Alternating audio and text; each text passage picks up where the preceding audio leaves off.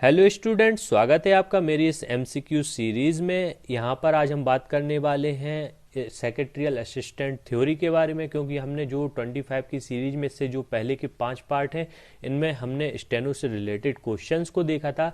आज हम देखने वाले हैं यहाँ पर सेक्रेटरियल असिस्टेंट थ्योरी, जो कि कार्यालय से रिलेटेड रहती है, विभागों से में कैसे काम किया जाता है इससे रिलेटेड रहती है।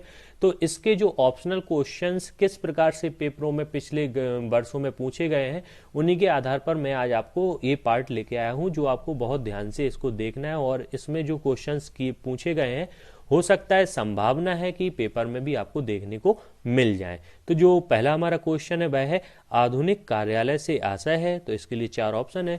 वह स्थान जहां लिपिकीय कार्य होता है, वह स्थान जहां पत्राचार किया जाता है, वह स्थान जहां प्रशासकीय कार्य किया जाता है। तो जो इसका सही आंसर है वह है उपरोक्त सभी, क्योंकि जो हमारा कार्यालय होता है वह वहां पर लिपिकीय कार्य भी किया जाता है, पत्राचार भी किया जाता है, और वहां पर समस्त प्रकार का प्रशासकीय कार्य भी हमारे कार्यालयों से ही संपन्न किया जाता है। तो जो इसका सही आंसर होगा वह होगा उपरोक्त सभी। अब हम बात करते हैं सेकंड क्वेश्चन की। निम्न में से सही वाक्य को चुनिए।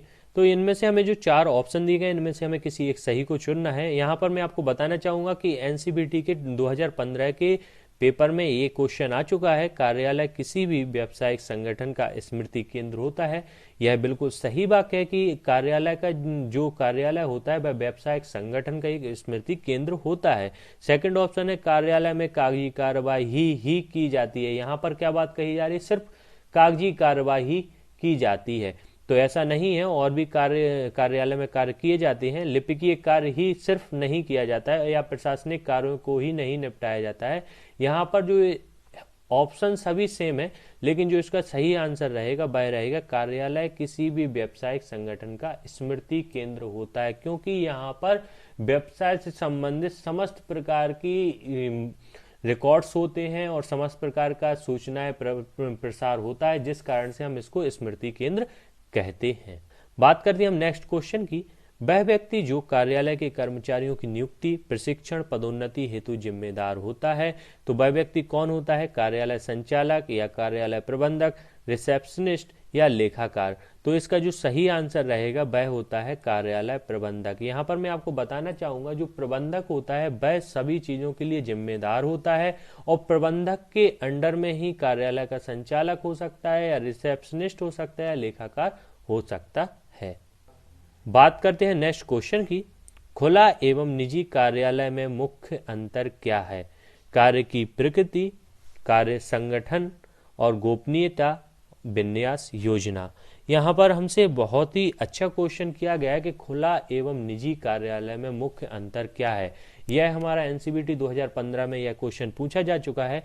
तो जो खुला कार्यालय होता है वहां पर क्या है, एक हॉल आपको दे दिया जाता है, वहां पर बहुत से कर्मचारी एक साथ बैठकर कार्यालयीन कार्य करते हैं। लेकिन जो निजी कार्यालय होते हैं इसमें एक छोटे छोटे ब्लॉक आपको पर्सनल दे दिए जाते हैं, या आपको एक छोटे छोटे कमरे दे दिए जाएंगे जिनमें आपका निजी आपका कार्यालय होता है। तो इनमें जो मुख्य अंतर होता है वह होता है गोपनीयता का, क्योंकि खुला कार्यालय जो होता है इसमें थोड़ी गोपनीयता अपेक्षाकृत निजी कार्यालय की कम होती है, इसलिए जो इसका मुख्य अंतर है वह होता है गोपनीयता का अंतर। अब हम बात करते हैं नेक्स्ट क्वेश्चन की। किसी व्यापारिक संस्था के लिए इनमें से क्या उसका मस्तिष्क केंद्र माना जाता है? तो जैसा कि अभी हमने इससे पहले स्मृति केंद्र कहा था उस क्वेश्चन में, क्योंकि यहाँ पर चेंजेस आते रहते हैं, तो यहाँ पर भी जो व्यापारिक संस्था का मस्तिष्क कहा जाता है वह होता है उसका ऑफिस। तो इसका जो सही आंसर होगा वह क्या कहलाएगा? इसका व्यापारिक संस्था का मस्तिष्क केंद्र कौन सा होता है? ऑफिस को उसका मस्तिष्क केंद्र कहते हैं। चलिए हम बात करते हैं नेक्स्ट क्वेश्चन की। किसी संस्थान में श्रमिकों की नियुक्ति की जिम्मेदारी किस विभाग की होती है? तो जो बहुत सी संस्थाएं होती हैं उसमें जो व्यक्तिगत विभाग होता है वह श्रमिकों की नियुक्ति करता है, क्योंकि लेखा विभाग में आपके लेन देन से संबंधित विभिन्न प्रकार के लेखे किए जाते हैं। इसी प्रकार से वित्त विभाग में भी लेखे का ही कार्य किया जाता है और उत्पादन विभाग में वस्तुओं के उत्पादन से संबंधित कार्य किया जाता है। लेकिन जो श्रमिकों की नियुक्ति होती है वह व्यक्तिगत विभाग के द्वारा संपन्न की जाती है। यह क्वेश्चन भी आपका 2015 में पूछा जा चुका है, हो सकता है इस बार भी आपके पेपर में देखने को मिल जाए। नेक्स्ट क्वेश्चन की बात करते हैं। कार्यालय प्रबंधक का मुख्य कार्य होता है कार्यालय की स्टेशनरी को कंट्रोल करना। कार्यालय प्रबंधक के लिए ये कार्य इतना इम्पोर्टेंट नहीं होता है। कार्यालय की गतिविधियों को नियोजित, क्रियान्वित एवं कंट्रोल करना, यही इसका सबसे मुख्य कार्य होता है एक कार्यालय प्रबंधक का, कि जो भी कार्यालय की गतिविधियां हैं उनको नियोजन करना, किस प्रकार से उनको क्रियान्वित करना है, यह भी इसका काम है। और यदि उनमें कुछ गलतियां हो रही हैं तो उनको कंट्रोल करना या नियंत्रण करना भी कार्यालय प्रबंधक का कार्य होता है। इसलिए हम कह सकते हैं कि कार्यालय प्रबंधक का मुख्य कार्य कार्यालय की गतिविधियों को नियोजित, क्रियान्वित एवं कंट्रोल करना होता है। चलिए नेक्स्ट क्वेश्चन की बात करते हैं। आधुनिक कार्यालय एवं पारंपरिक कार्यालय में मुख्य अंतर क्या है? यहाँ पर हमसे क्वेश्चन किया गया है आधुनिक कार्यालय और पारंपरिक कार्यालय। जो पहले के समय में कार्यालय बहुत से होते थे और आधुनिक कार्यालय क्या है, कंप्यूटर आ जाने के कारण इसमें जो भी अंतर आए हैं उसके बारे में। तो इसका जो सही आंसर हो जाएगा वह रहेगा कागजी कार्यवाही। जो मुख्य अंतर आया है पारंपरिक और आधुनिक कार्यालय में वह कागजी कार्यवाही का आ गया है, क्योंकि पारंपरिक कार्यालय में जो होता था उसमें अधिकांश कार्य समस्त कागजी कार्य के माध्यम से ही किया जाता था। लेकिन वर्तमान समय में कंप्यूटर आ जाने से अपेक्षाकृत इसमें कुछ कमी आ गई है। तो चलिए, ये क्वेश्चन आया था एनसीईआरटी 2016 के एग्जाम में, तो ये भी देखने में बहुत ही यहाँ पर इम्पोर्टेंट क्वेश्चन है। चलिए नेक्स्ट क्वेश्चन की बात करते हैं। कार्यालय प्रबंधक की मुख्य विशेषताएं निम्न में से कौन सी हैं? 4 ऑप्शन है। वह एक अच्छा लेखाकार होता है, वह एक अच्छा अंकेक्षक होता है, वह एक अच्छा लीडर होता है, वह एक अच्छा वित्तकर्ता होता है। जो प्रबंधक होता है उसमें एक अच्छा लेखाकार तो उसकी एक नॉर्मल है विशेषता, और एक अच्छा अंकेक्षक भी होता है, लेकिन प्रबंधक को एक अच्छा लीडर होना चाहिए, उसकी बहुत ही ज्यादा मुख्य विशेषता है। क्योंकि यदि वह एक अच्छा लीडर नहीं है तो वह कार्यालय का नियोजन, क्रियान्वयन, संचालन और नियंत्रण कुछ भी अच्छे से नहीं कर सकता है। इसलिए जो कार्यालय प्रबंधक का मुख्य गुण होना चाहिए वह होता है उसका कि वह एक अच्छा लीडर होना चाहिए। चलिए अब हम बात करते हैं नेक्स्ट क्वेश्चन की। एक कार्यालय को भविष्य में आगे बढ़ाने के लिए क्या चुनौती होंगी? तो यहाँ पर हमें ऑप्शन है मैकेनिज्म की चुनौतियां, मानव शक्ति की चुनौतियां, वित्त की चुनौतियां, मशीनरी की चुनौतियां। तो इसका जो सही आंसर है वह होता है मैकेनिज्म की चुनौतियां जो होती हैं वह एक कार्यालय में भविष्य में आगे बढ़ने को चुनौती होती है। क्योंकि अगर हमारा जो मैकेनिज्म है, हमारा आधुनिकीकरण है वह बहुत अच्छा होता है तो हमारा कार्यालय दिन प्रतिदिन बहुत ही ज्यादा उन्नति करता है। 2016 में यह क्वेश्चन किया गया था, तो हो सकता है, संभावना है कि यह क्वेश्चन भी आपसे पूछा जा सके। अब हम बात करते हैं नेक्स्ट क्वेश्चन की। यहाँ पर है निम्नलिखित में से कौन सा कार्यालय प्रारूप के लिए प्रमुख सिद्धांत नहीं है? यह बहुत ही अच्छा क्वेश्चन है। चलायमान का सिद्धांत, पर्यवेक्षण का सिद्धांत, वायु संचालन का सिद्धांत, ग्राहकों के तुरंत अभिगम्यता का सिद्धांत। तो यहाँ पर जो पहले ये 3 दिए गए हैं ये बहुत ही ज्यादा इंपॉर्टेंट होते हैं किसी भी कार्यालय के प्रारूप के लिए। लेकिन जो 4th है आपका ग्राहक के तुरंत अभिगम्यता का सिद्धांत, यह इतना इम्पोर्टेंट, प्रमुख इम्पोर्टेंट क्वेश्चन नहीं कह, इसके लिए ऑप्शन नहीं कह सकते। तो जो इसका सही आंसर है वह रहेगा ग्राहक के तुरंत अभिगम्यता का सिद्धांत। बात करते हैं नेक्स्ट क्वेश्चन की। ओपन एवं निजी कार्यालय का प्रकार है। तो यहाँ पर हमें बताना है कि ओपन एवं निजी कार्यालय इनमें से किसका प्रकार है। तो बहुत ही अच्छा, यह भी हमारा क्वेश्चन है। जो इसका सही आंसर है वह है कार्यालय अभिन्यास। ओपन एवं निजी कार्यालय कार्यालय अभिन्यास का प्रकार है। चलिए हम बात करते हैं नेक्स्ट क्वेश्चन की। एक ऐसा स्थान जहां क्लर्क मिलकर नैतिक एवं प्रशासनिक किस्म की कागजी कार्यवाही करते हैं। तो जहां पर क्लर्क और प्रशासनिक क्लर्क एक साथ बैठकर या अलग अलग बैठकर प्रशासनिक किस्म का कार्य करते हैं, जो प्रशासनिक एडमिनिस्ट्रेटिव हमारा कार्य होता है वह कार्यालय के अंतर्गत आता है। तो जो इसका सही आंसर रहेगा वह रहेगा कार्यालय। यह 2017 में आया था, संभावना है अब भी आ जाए। कार्यालय प्रबंधक की अनिवार्य योग्यताओं में निम्न में से किसे शामिल नहीं किया जाता है। बहुत ही अब अच्छा, पहले पूछा गया था कि उसकी योग्यताओं में शामिल किया जाता है, इस बार हमसे क्वेश्चन किया गया है कि शामिल नहीं किया जाता है। तो पहला ऑप्शन है भाषा पटुता, सामान्य शिक्षा, कार्यालय प्रबंध संबंधी शिक्षा, और फोर्थ ऑप्शन है शिल्प कला संबंधी शिक्षा। तो एक जो अच्छा प्रबंधक होता है उसमें भाषा पटुता होना चाहिए ताकि अपने भाषा से सबको अट्रैक्टिव कर सके, सामान्य शिक्षा उसमें होना ही चाहिए, और कार्यालय प्रबंध संबंधी शिक्षा भी उसमें होना चाहिए। लेकिन शिल्प कला संबंधी शिक्षा उसके लिए इम्पोर्टेंट या अनिवार्य नहीं है। तो जो इसका सही आंसर है वह है यहाँ पर शिल्प कला संबंधी शिक्षा। जो उसकी योग्यता है, अनिवार्य योग्यता, उसमें शामिल नहीं किया जाता है शिल्प कला संबंधी शिक्षा को। 2017 में यह क्वेश्चन आया था, आप देख लीजिए इसको। फिर संगठन की संरचना के रूप में निम्न में से किसे शामिल नहीं किया जाता। तो यहाँ पर बहुत ही अच्छा ये भी हमारा क्वेश्चन है। तो इसका जो सही आंसर है वह है संयुक्त संगठन। ठीक है ना, इसका जो सही आंसर रहेगा वह है संयुक्त संगठन। बात करते हैं नेक्स्ट क्वेश्चन की। कार्यालय की वह व्यवस्था जिसमें दफ्तर की व्यवस्था एक ऐसे बड़े हॉल कमरे में की जाती है जो चारों ओर से खुला होता है। तो अभी हमने बात करी थी जहां पर खुले कार्यालय और निजी कार्यालय की।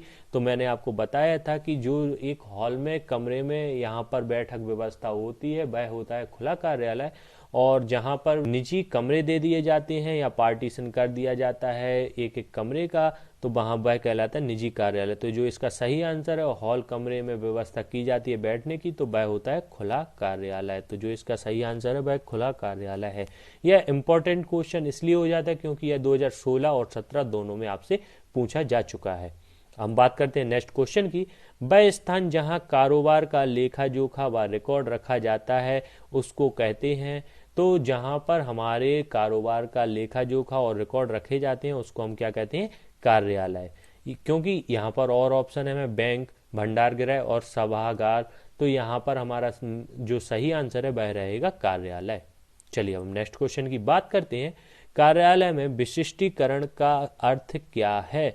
तो इसका जो सही आंसर है वह हम देख लेते हैं। माल को अलग अलग विभागों में बांटना, माल को अलग अलग मशीनों द्वारा उत्पादन करना, कार्य को अलग अलग कर्मचारियों को देना, अलग अलग कार्यों को करने के लिए विशेषज्ञों की सहायता लेना।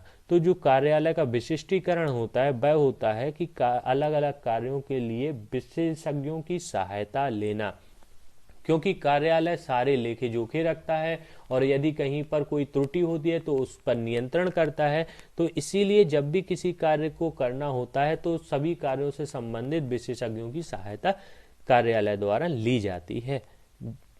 हम बात करते हैं नेक्स्ट क्वेश्चन की। एक कंपनी से संबंधित नियमों की जानकारी कहाँ से प्राप्त की जा सकती है। तो यहाँ पर ऑप्शन है हमें रेडी स्कैनर, कार्यालय नियमावली, शब्दकोश और निर्देशिका। बहुत ही अच्छा क्वेश्चन है। तो यहाँ पर जो हमारी एक कंपनी से संबंधित जो नियम होते हैं वह हमारी कार्यालय नियमावली में मिल जाते हैं। तो इसका जो सही आंसर रहेगा वह है कार्यालय नियमावली। हम बात करते हैं नेक्स्ट क्वेश्चन की। वह स्थान जहां दो या दो से अधिक व्यक्ति मिलकर कागजी कार्यवाही को पूरा करते हैं तो उस जगह को क्या कहते हैं, यहाँ पर कार्यालय कहते हैं। क्योंकि यहाँ पर हमें सेकंड ऑप्शन है निजी कार्यालय, खुला कार्यालय, और थर्ड है हमारा फोर्थ है हमारा कारखाना।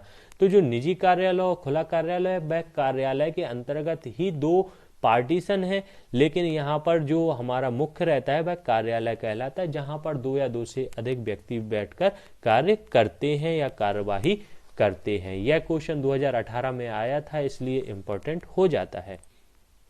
हम बात करते हैं नेक्स्ट क्वेश्चन की। एक लिपिक को बैठने के लिए कितना स्थान होना चाहिए। तो यहाँ पर स्टूडेंट्स मैं आपको बताना चाहूंगा कि हमारे जो कार्यालय के लिए यहाँ पर बैठने की व्यवस्था की गई है, या निजी कार्यालय में जो भी रहते हैं प्रशासनिक अधिकारी होते हैं या अलग अलग स्तर के जो कर्मचारी होते हैं, उन सभी के लिए यहाँ पर बैठक व्यवस्था या उनके कमरों का यहाँ पर कितना होना चाहिए उसके बारे में हमें जानकारी दी जाती है। तो जो एक लिपिक होता है उसके जो कमरे की लंबाई एवं चौड़ाई होना चाहिए तो वह होती है 75 से 85 वर्ग फुट में उसका कमरा होना चाहिए, यदि एक लिपिक को उसका पर्सनल कमरा दिया जाता है। तो कार्यालयों को सूचनाएं प्राप्त होती हैं, तो यहाँ पर बहुत ही अच्छा क्वेश्चन है कि कार्यालय को सूचनाएं कहाँ से प्राप्त होती हैं, तो कार्यालय पत्रों से, आदेशों से, बीजकों से। तो यहाँ पर मैं आपको बताना चाहूँगा कि जो कार्यालय होता है इसमें समस्त प्रकार की सूचनाएं पत्रों से भी होती हैं, आदेशों से प्राप्त होती हैं और बीजकों से। तो इसका जो सही आंसर रहेगा वह रहेगा उपर्युक्त सभी। हम बात करते हैं नेक्स्ट क्वेश्चन की। कार्यालय शब्द मिलकर बना है किन शब्दों के योग्य से, तो जहां पर कार्य होता है और उसमें अगर हम आलय को जोड़ देते हैं, यहाँ पर संधि विच्छेद करके हमें दिखाया गया है, तो कार्य प्लस आलय को जैसे ही हम जोड़ते हैं तो उससे बनता है हमारा कार्यालय। तो यह क्वेश्चन 2019 में आया था, देखने में संधि विच्छेद है, लेकिन अब ऐसा क्वेश्चन आया तो उसका आंसर तो हमें देना ही है। तो इसको भी आपको बताना जरूरी था, क्योंकि हो सकता है ऐसा आपके एग्जाम में भी क्वेश्चन आ सकता है। बात करते हैं नेक्स्ट क्वेश्चन की। संस्था में अधिकारियों को सूचनाएं कहां से प्राप्त होती हैं, तो जो अधिकारियों को सूचनाएं होती हैं प्राप्त, वह कार्यालय से ही प्राप्त होती हैं। किसी भी संस्था को के अधिकारियों को यदि कोई भी सूचना प्राप्त करनी होती है तो अधिकांश सूचना उसको उसके कार्यालय के माध्यम से ही प्राप्त होती है। यह 2019 में क्वेश्चन आया था, इंपॉर्टेंट क्वेश्चन है। चलिए बात करते हैं नेक्स्ट क्वेश्चन की।